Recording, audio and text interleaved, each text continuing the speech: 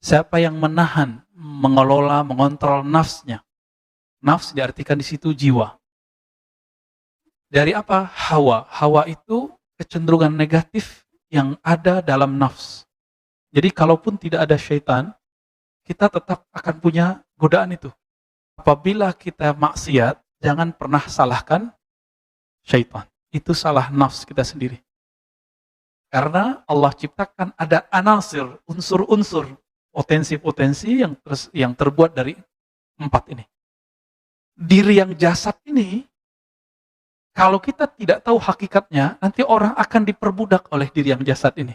Kalau di dalam hati kita ada sedikit rasa sayang kepada umat, mau siapapun mereka, kepada semua manusia, insya Allah sudah ada nur kekasih Allah dalam kalbu kita. Ya. Kalau tidak ada keselarasan kalbu dengan apa yang dibaca, celaka bagi orang yang sholatnya baru jasadnya.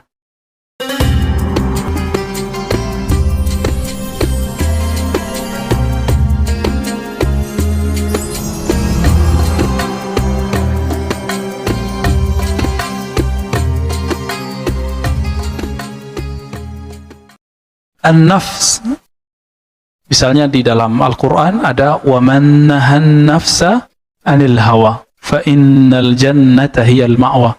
Siapa yang menahan, mengelola, mengontrol nafsnya. Nafs diartikan di situ jiwa.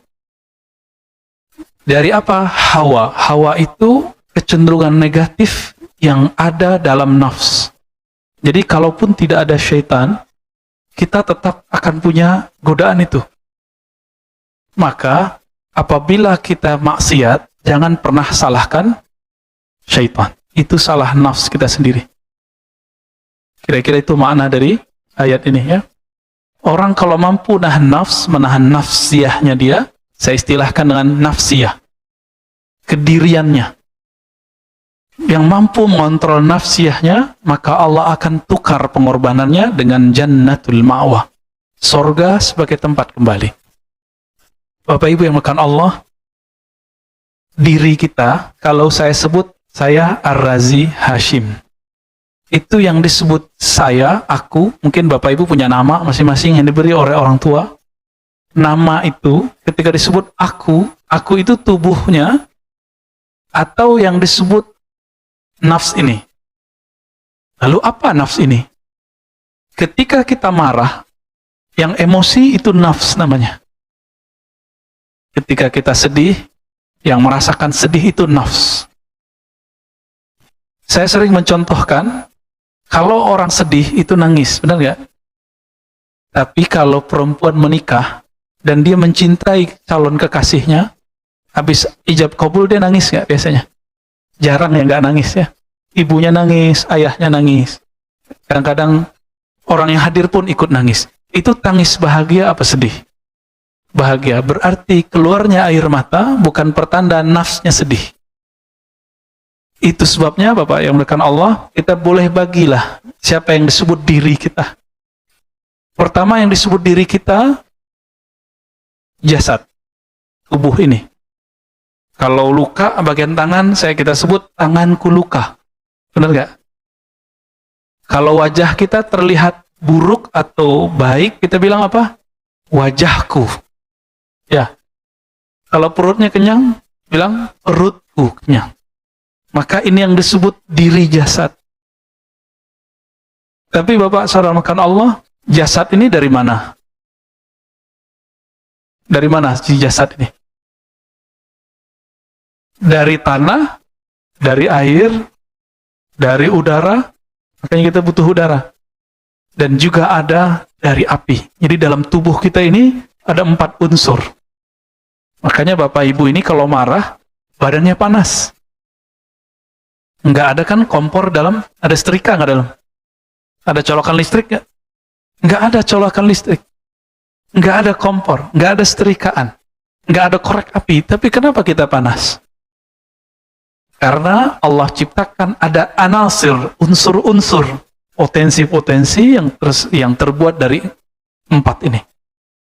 Diri yang jasad ini, kalau kita tidak tahu hakikatnya, nanti orang akan diperbudak oleh diri yang jasad ini. Maka mohon maaf ya sahabat-sahabat kita untuk kecantikan, kebagusan wajahnya itu sampai ke Korea ya. Di Indonesia sudah ada operasi plastik, suntik botok, susuk. Itu untuk apa? Untuk memperbagus fisik. Maka bagi orang tertentu, jika fisiknya rusak, habislah masa depannya. Berarti dia tidak punya tujuan. Dia tidak mengenal dirinya yang lebih, dia baru kenal dirinya yang jasadi. Baik. Diri yang jasad ini, mohon maaf, dia punya karakter. Ada karakter hewan ternak, ada karakter hewan buas. Nah, ini sering kita ulang-ulang biar masuk. Ya. Hewan ternak maksudnya gimana? Coba lihat, hewan ternak sukanya apa? Makan, minum, tidur. Kalau udah dewasa, nikah. Kalau hewan ngapain? Kawin. Udah gitu aja kerjaannya. Ngoceh, ya kalau ngoceh ya, kalau burung berkicau, ayam berkokok, itu ngocehnya mereka. Kalau kita ngapain? Ngomong. Makanya kita suka nongkrong, Pak. Benar nggak? Suka nongkrong di kafe nggak? Ini kan Tangsel waktu Jakarta lagi lockdown, Tangsel santai-santai aja kemarin ya. Tiba-tiba tarik darurat, Tangsel tidak ada tarik darurat. Saya kira Depok, kita kan tinggal di Depok. Depok, Jakarta sama.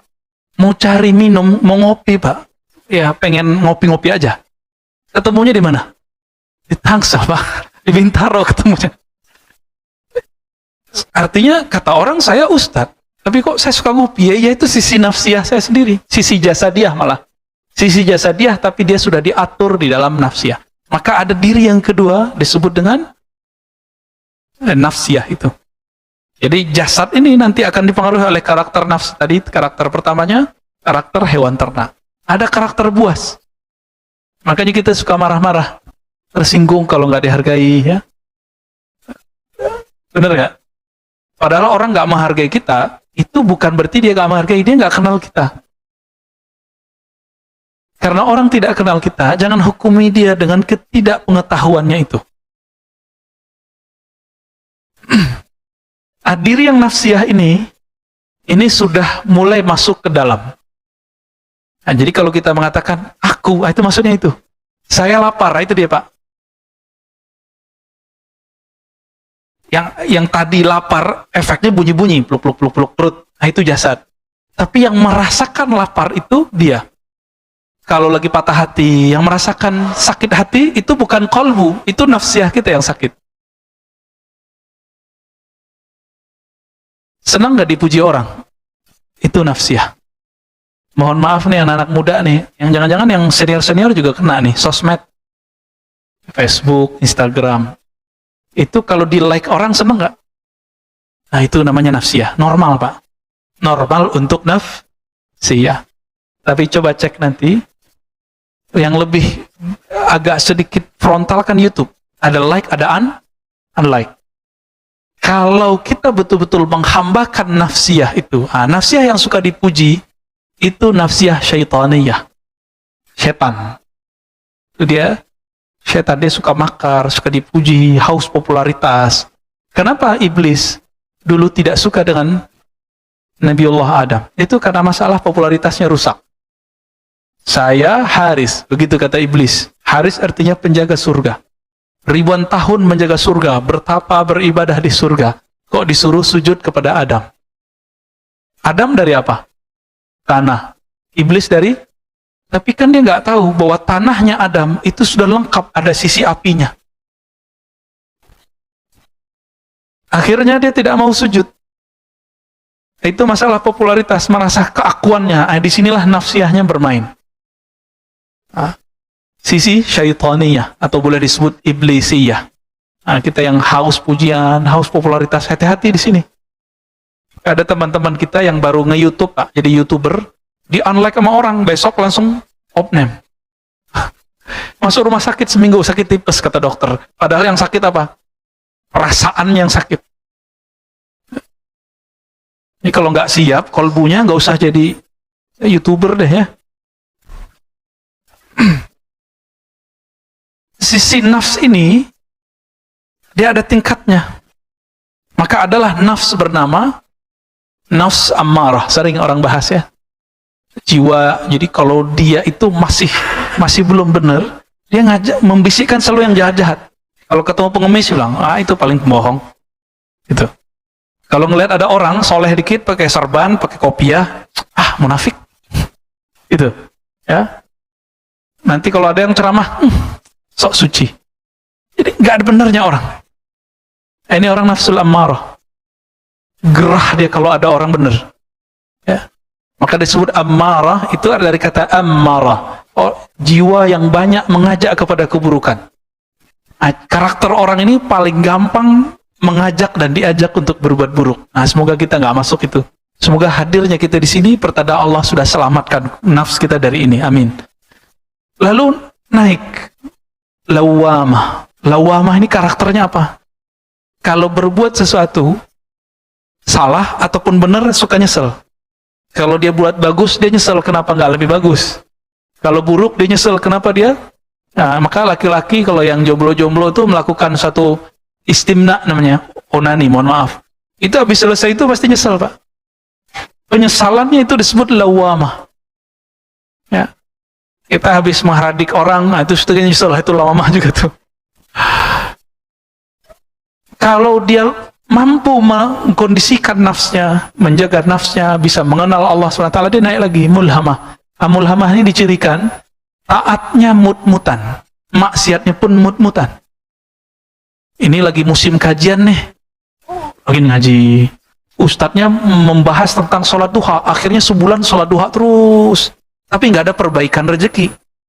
Kayaknya nggak bener nih kajian Ustadz. Masa saya udah duha, rezekinya nggak lancar-lancar? Berarti dia salah niat.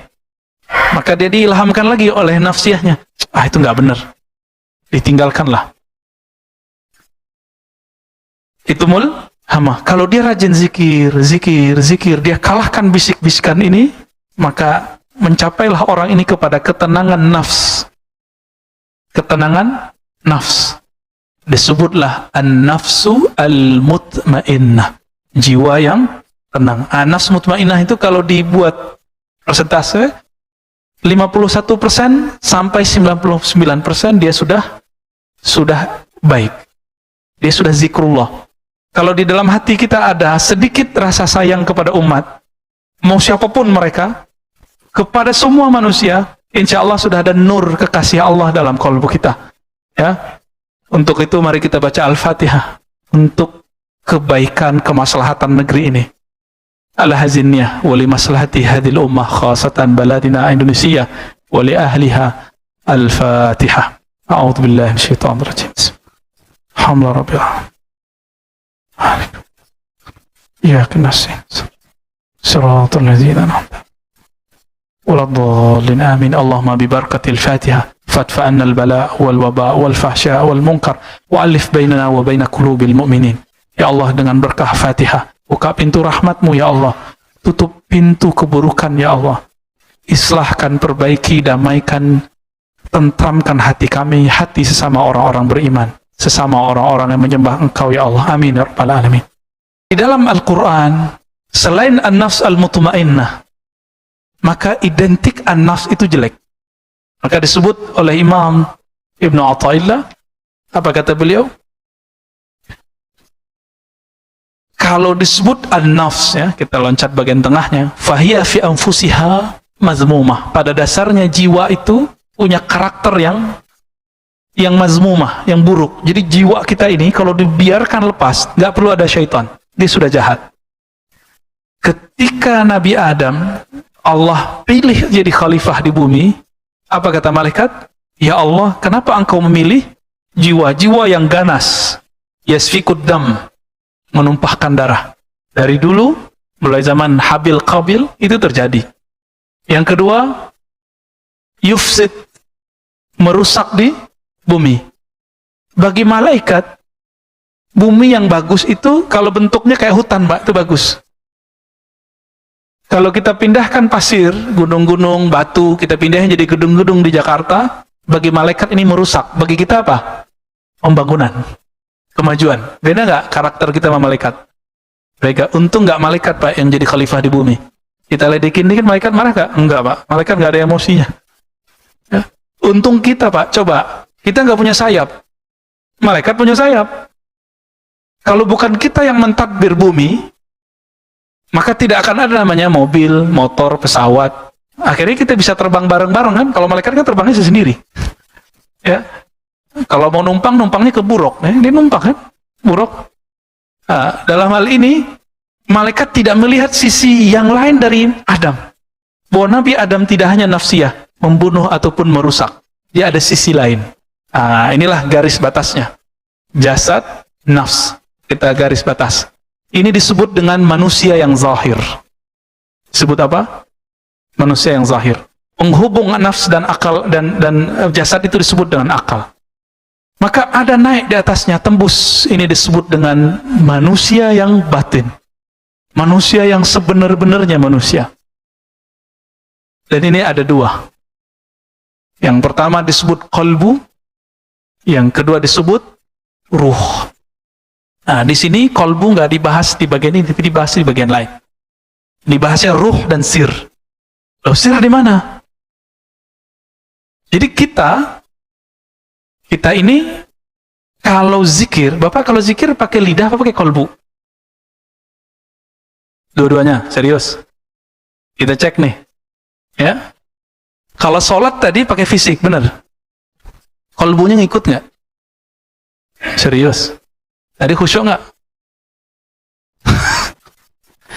Kalau tidak ada keselarasan qalbu dengan apa yang dibaca, maka berarti sholatnya baru jasadiyah.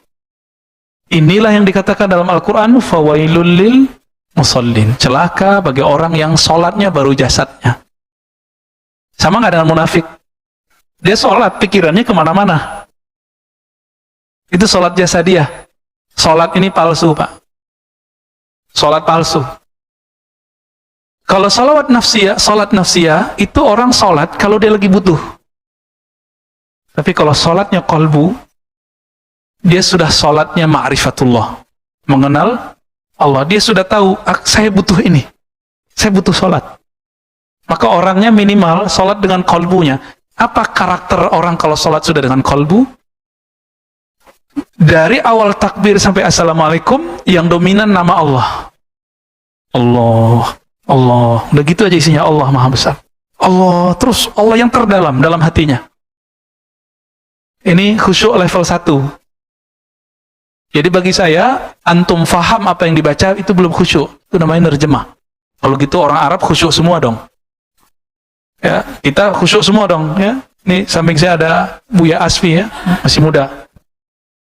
Itu baca kitab Pak, nggak perlu lihat, ngerti nerjemahinnya.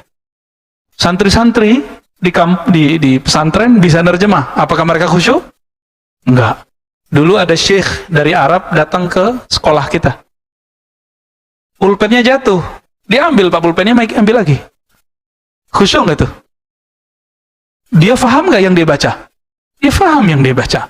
Tapi ternyata pemahamannya baru di akalnya, belum sampai ke qalbunya. Qalbu itu kalau sudah tersentuh nama Allah, maka ada beberapa efeknya. Pertama, seperti yang disebutkan dalam surah Al-Anfal, wajilat qulubuhum. Disebut nama Allah, qalbunya bergetar.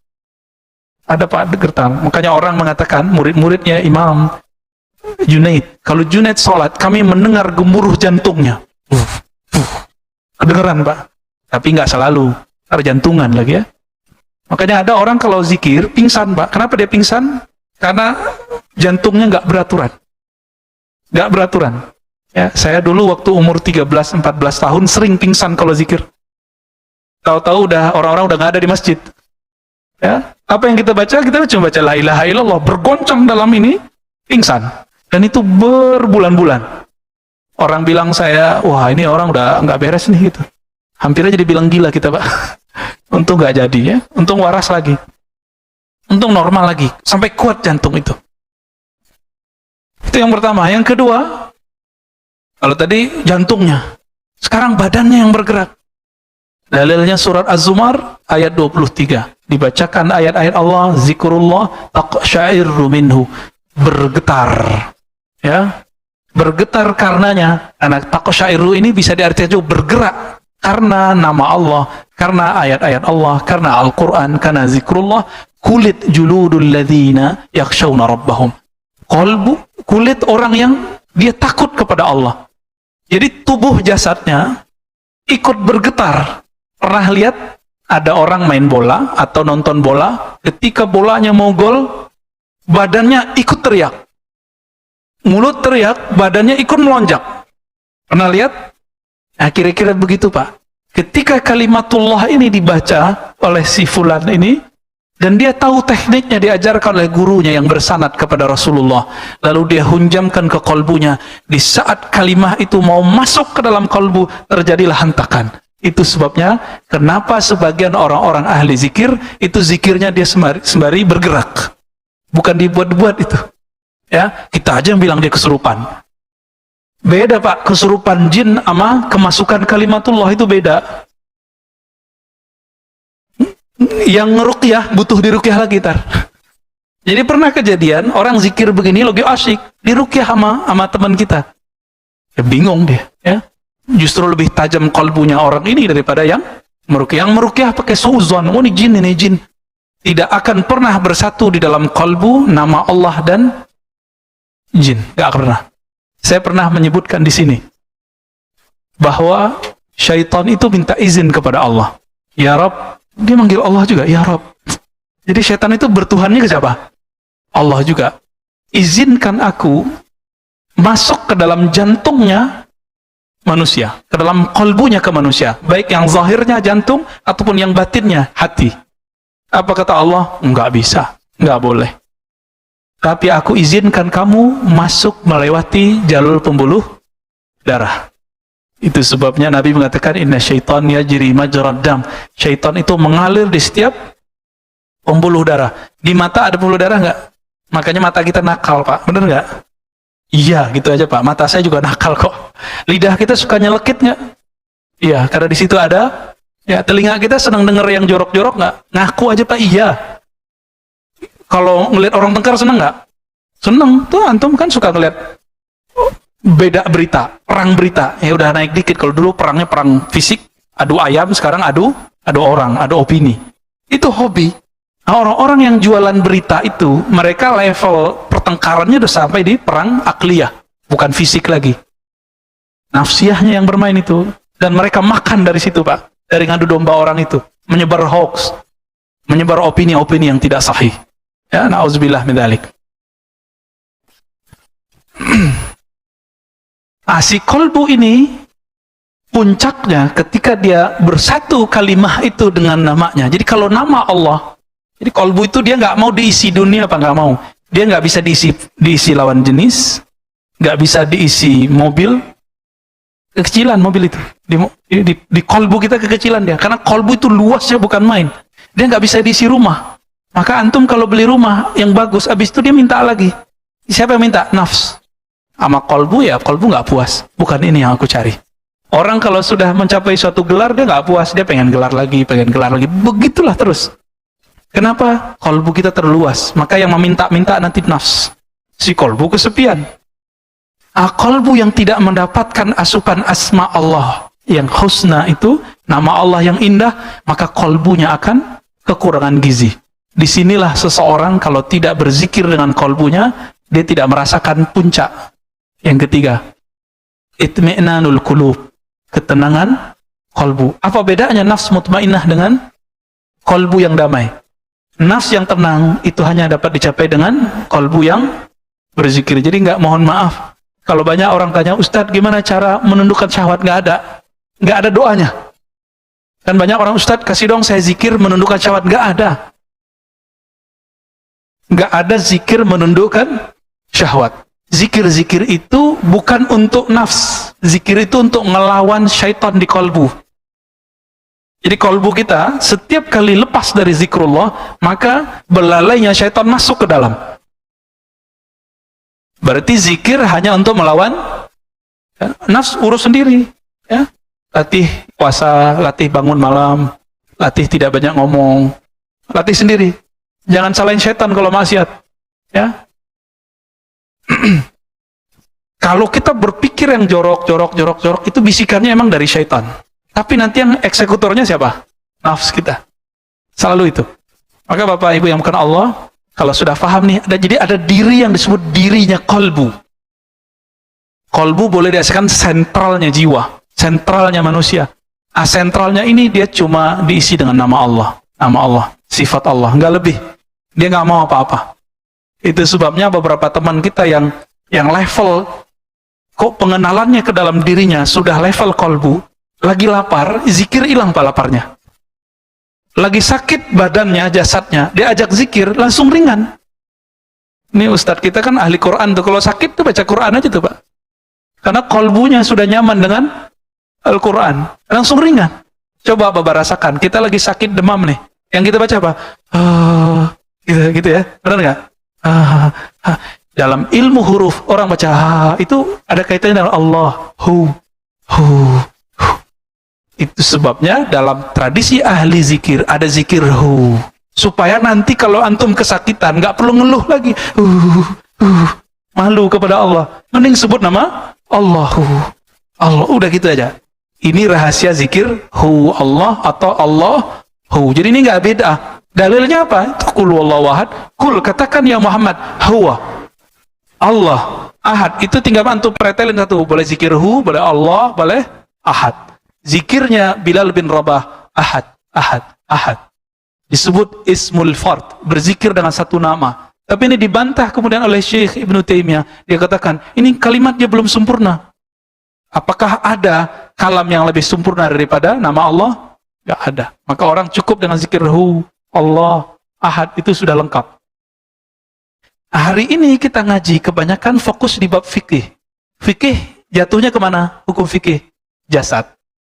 Makanya hukum fikih membahas, boleh nggak Ustadz saya sholat setelah menyentuh istri? Sahkah sholat saya kalau sarung saya di bawah mata kaki? Ustadz, bolehkah saya motong jenggot? Ustadz, semua pertanyaannya apa? Bab jasad. Benar nggak? Antum harus naik ilmunya. Minimal ke nafs.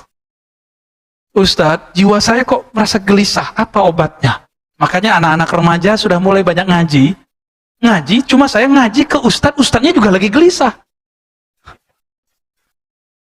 Belum menemukan jalan menuju kalbunya. Ya sama-sama galaulah berdua, ya, galaulah semua. Bagaimana mungkin, ini saya dulu Pak, waktu kita buat training bersama teman-teman Korps Dai Muda, salah satu lembaga zakat terdekat kita di sini, itu buat pelatihan daurah dai. Saya telat nyampe, jadi nggak ada bus masuk ke Baduy. Akhirnya kita sewalah angkot. Kita tanya, Mas, kamu bisa nganter ke Baduy nggak? Oh bisa.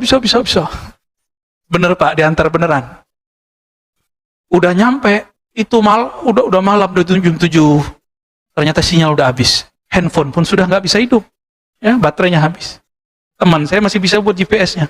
Dia bilang, Mas, ini kok tambah menjauh? Tadi 1 kilo, sekarang udah jadi 10 kilo. Jadi kita nggak jauh Pak. Nggak jelas. Udah naik gunung, turun gunung, udah 7 gunung tuh kita naikin turun sampai dorong berapa kali. Angkotnya kan mati-mati hidup. Hujan lagi, Masya Allah. Saya mikir, ini kali ya nasib para guru-guru yang mengajak kepada Allah, tapi dia tidak tahu jalan menuju Allah. Tersiksalah muridnya dengan wirid-wirid yang membuat dia tidak sampai kepada Allah. Tersiksalah muridnya dengan zikir-zikir yang membuat dia lelah, nggak bisa mengobati dirinya. Kayak gitu ya, kayak sopir angkot nggak ngerti jalan. Ketika nyampe, ya itu jadi bahan daurah ya. Bahwa kalau kita mau jadi dai, mau jadi penunjuk jalan menuju sesuatu, harus ngerti dulu jalannya, harus menempuh dulu jalan itu sendiri. Kalau kita sudah menempuh sendiri, apapun kejadian nanti murid ya kemana-mana kita tahu, oh kamu lagi di sana, cepat kembali. Nah, itu kelebihan orang yang berguru, bersanad kepada Rasulullah Sallallahu Alaihi Wasallam. Berguru, punya gurunya terus. Jadi bukan bersanad ke Nabi itu kita langsung baca Sahih Bukhari, keputus sanad antum. Jadi kalau kita sakit fisik, kita datang ke dokter fisik. Sakit nafs, datang ke psikolog. Kalau nafs yang masalah datangnya siapa? Psikolog atau ustadz yang jago ahli jiwa. Yang bisa disebut ustadz ahli galau. Nah, itu bisa tuh jadi referensi. Cuma psikolog dan ustadz ini sama. Bedanya psikolog dia udah punya patron sendiri, kaidah sendiri. Kalau si ustadz dia punya dalil-dalil untuk menghibur kita, biar nafsnya lega dikit deh. Tapi itu tidak permanen. Yang permanen kalau punya guru kolbu, mursyid qalbiyah, mursyid yang bisa membimbing kolbu menyebut nama Allah Subhanahu wa Ta'ala. Coba antum sekarang cari guru yang bisa membimbing kolbu menyebut nama Allah. Itu yang dicari, Pak. Ini minimal orang kalau udah nyampe di sini udah jadi kekasih Allah. Kalau dia kenal kolbunya. Ya. Kalau dia naik lagi ar-ruh, dia sudah menjadi kekasih Allah yang tinggi, wali-wali Allah yang kabir. Nah, inilah kualitas para nabi, para sahabat, para aulia, wali-wali Allah. Jadi wali Allah itu nggak ada kaitannya dengan kesaktian. Kaitannya wali Allah itu rohnya berkoneksikah dengan Allah, merasa memandang Allah, merasa dipandang Allah atau tidak. Jadi jangan merasa wali, merasa sudah kekasih Allah kalau belum merasakan ini.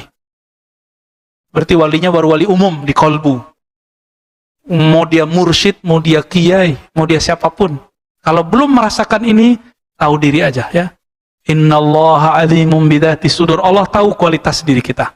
Gak usah belagu-belagu kita ini kiai, ustadz, orang suci, jago tahajud, banyak zikir pagi sore. Gak ngaruh, Pak. Ya. Inilah yang dikatakan oleh Imam Nataillah dari gurunya Al-Mursi, kemudian dari kakek gurunya Al-Imam Abdul Hasan Syazili. Apa kata beliau? Gurumu bukan yang banyak ngasih wirid, ngasih zikir, enggak. Gurumu kalau ngasih wirid, kolbumu rehat. Gurumu kalau menjelaskan sesuatu bukan jelimet, tapi langsung engkau faham. Itu kata siapa? Imam Syazili. Guru dari pengarang kitab Ibnu Athaillah Sakan dari ya Al-Hikam yang sering kita pakai sekali sebulan di sini ya. Nah, disebutkan di sini Bapak sarmakan Allah, apa itu ruh ya?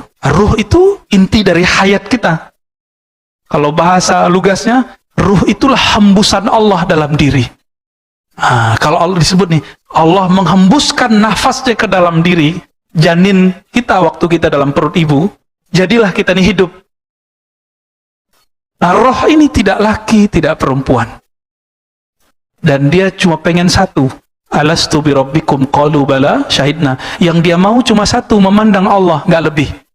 Kalau azali itu waktu sebelum waktu.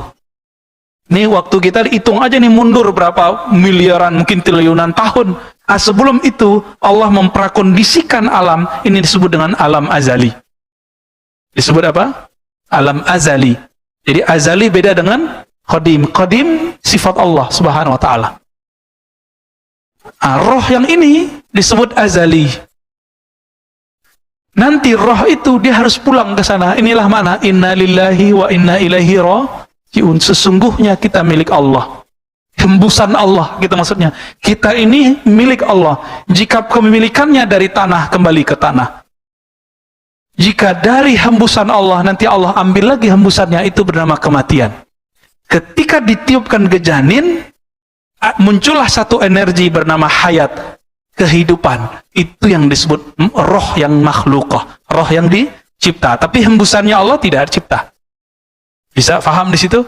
Maka yang mampu berkoneksi dengan Allah itu cuma roh.